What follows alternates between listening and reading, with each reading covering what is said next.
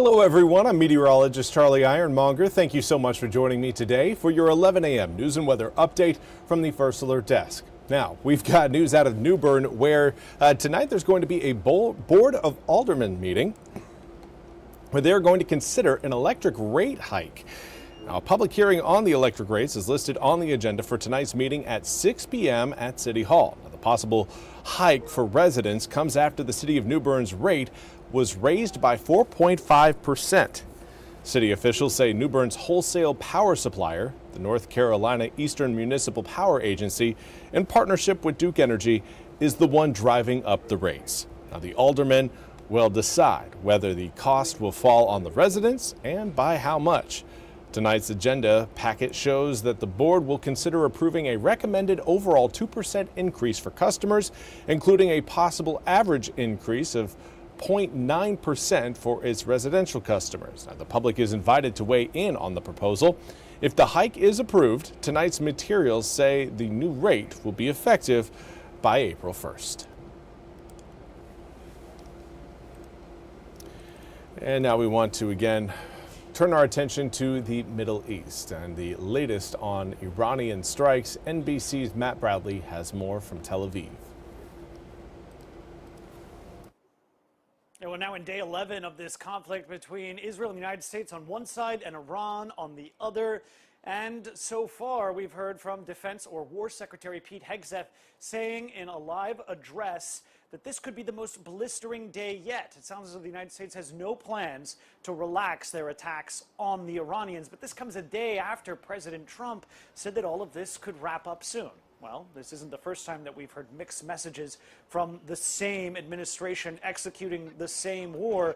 Whether or not the Americans do decide to relax their attacks against the Iranians, the Israelis have said, and we heard this from Benjamin Netanyahu, that they will continue their attacks against Iran regardless of what the United States does, whether or not they do decide to lighten the load and lighten their attacks on Iran. Meanwhile, Israel is continuing to execute its offensive in the northern border over in Lebanon, where Hezbollah has been firing back into Israel. We got one report of an incoming projectile from Lebanon just yesterday.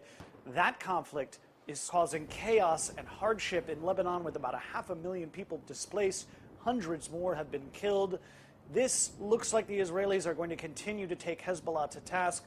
Many people we've spoken to say they're hoping that this could finish Hezbollah once and for all. Matt Bradley, NBC News, Tel Aviv.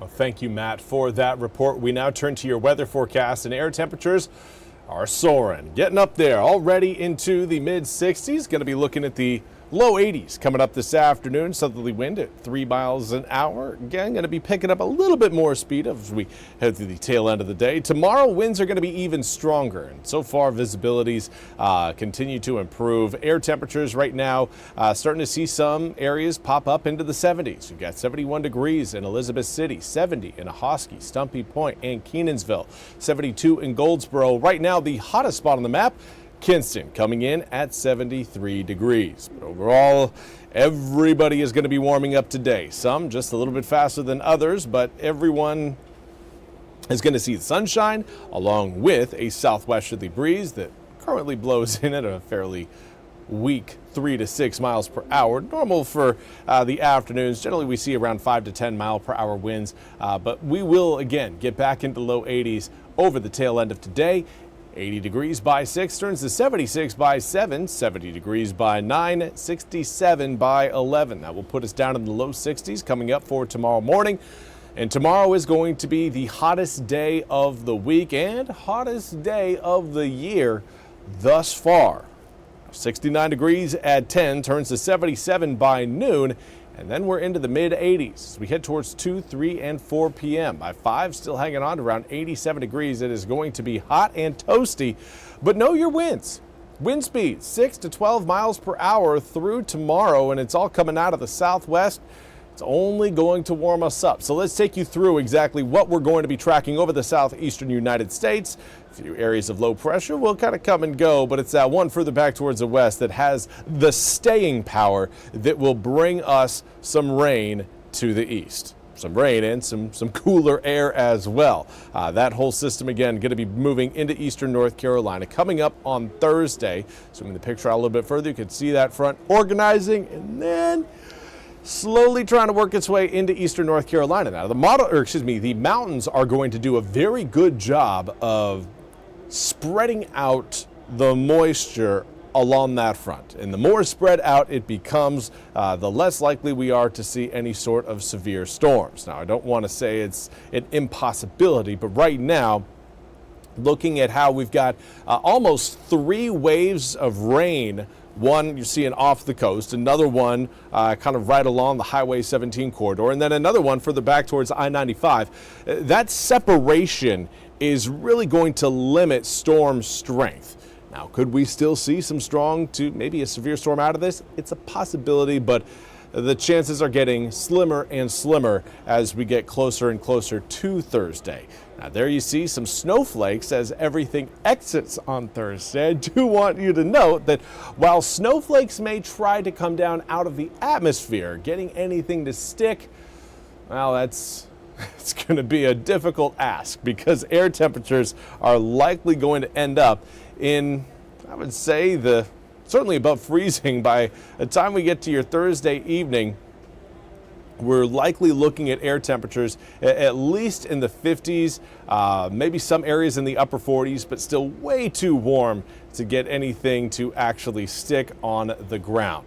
Now 36 degrees overnight Thursday night into Friday is one we want to draw your attention to because, again, some inland areas may end up with a little bit of some frost, and then we'll warm up as we head through the weekend. 71 degrees on Saturday, 77 on Sunday, and then another front arrives on Monday. That front will come with some rain showers and a better opportunity for some storms.